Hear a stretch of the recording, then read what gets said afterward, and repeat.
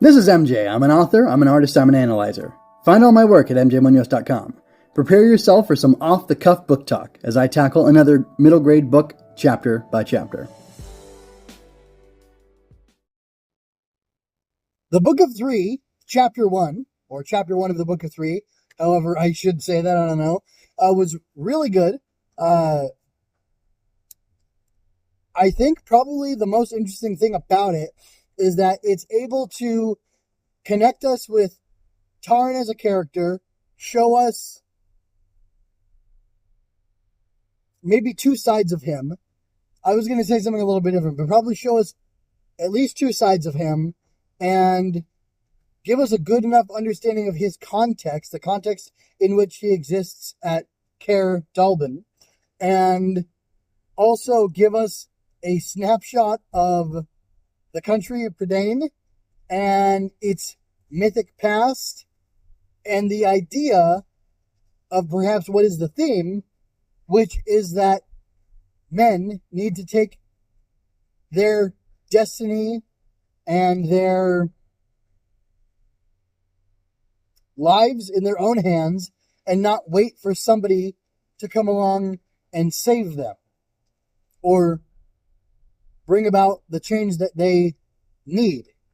And at the same time, a caution, so it's like a readiness to do that, and a caution to not recklessly desire to be some great hero, as well as the hint and the notion that being a great hero isn't what people think it is.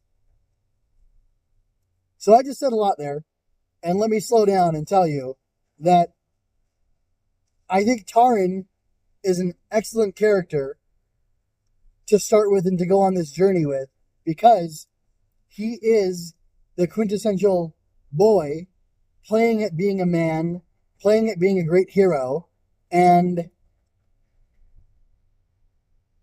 we get to see not only that great desire within him, but we get to see how great his immaturity is and how poorly equipped he is to embark on this type of journey and to be this kind of man and this kind of hero that he's supposed to be or that he wants to be. And we get told that he is on the cusp of manhood, and which makes me think he's about 13 years old. Could be a little older because of how things were back at the time. And we know, or we learn from him, that Dallben's the old wizard. The other guy, I believe. I'm not clear on these names. They are still very foreign to me, unfortunately, even though I've read through the whole book once. And the other guy, I can't remember his name at this moment, but he's bald, and that's what's important. Anyway, the bald man basically tells Taran that he isn't ready to be... Well, it was more Dallben, the wizard, who tells him he's not ready to be a hero. And his friend with the shining pate also tells him that he's not ready to be a hero. But since Taran is so keenly interested in that, he, at some point, suggests to him that he give him a little bit of an education of how to hold a sword and how to fight with a sword. And it's interesting because we're seeing this introduction to Taran, this unequipped, incapable, because he hasn't been tried and tested, and he hasn't had the life experience. It's not an insult against him. It's just an honest assessment of reality of who he is as a character and a person. But he's not equipped to do the things that he wants to do. And to tell the truth, he doesn't even have the gumption or the drive and he definitely has not put in the effort to be like what he says he wants to be. And I got to tell you, when I first listened to this book, I'm going to say about a year and a half ago, I felt personally attacked by it. And in listening to it today, I once again felt personally attacked by this book because I too long to be something I long to be something greater than what I am. I long to have a name or a title of some sort. And as the author suggested in his foreword, I guess at this point in my life, I'm just an assistant pig keeper. As much as I want to be a child of dawn, a chief, or I don't know what they call them in this, chief warlord or great warrior, whatever, like Gwydion, but that's just not who I am. But it's not who I am because the world is unfair, or it's my destiny or my fate to be who I am.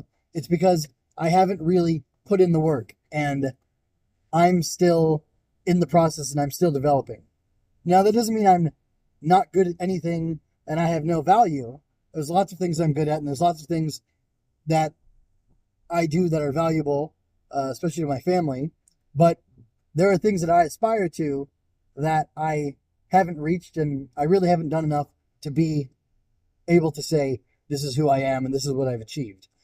In fact, listening to this, I ended up finishing the chapter as I was just getting home from running an errand, and I thought, why aren't I what I want to be yet? Why am I still at this stage?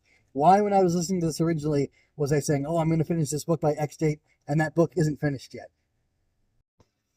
Now, that may not sound very exciting to you, but here's what's exciting. All of that contextualizes who Taran is as a character. He's a boy who wants to be a man and a great hero. And yet he's stuck, he's grounded to this farm, to the orchard, to the contrave of Caer Dallben. And yet, then he's given the title of assistant pig keeper, and he is told when some exciting things start to happen, a swarm of bees, the 5 chickens that these folks have at their disposal, all react strangely and flee, and the old wizard, Dallben, asks for help in getting Henwin, the oracular pig, and oracular means of or pertaining to an oracle, which means she's a pig who can tell the future or speak out oracles somehow. And we find out that she's got these letter sticks that they're searching for when she escapes. Taran has been tasked with making sure that Henwin, the pig, doesn't escape, doesn't run away, and he fails in that. And the tension ratchets it up as you realize this adventure, this journey, this greatness that Taran wants to have is now upon him, and he is so unprepared for it that he cannot even keep Henwin the pig from escaping from her pig pen, or whatever it is, and running away. They need Henwin to stay there to give her sign so that Dallben can interpret it and know what's going on so they can avoid a greater danger. But instead, this boy who wants to be a hero doesn't do his task properly. Now, it is difficult to some extent, but it was given to him by men who should have known better, or rather who knew him better than he knows himself, perhaps, and he should have been capable to do it, and yet he fails in that simplest of missions, and that, in a very interesting way, sets up everything difficult that he's going to encounter in the rest of the book. And I find that to be really interesting and really compelling, and I think it's a terrific way to set up this epic fantasy story of a hero rising. If you didn't hear the question mark in my sentence, you should have, because it was definitely there, because I'm not sure that that's what this is.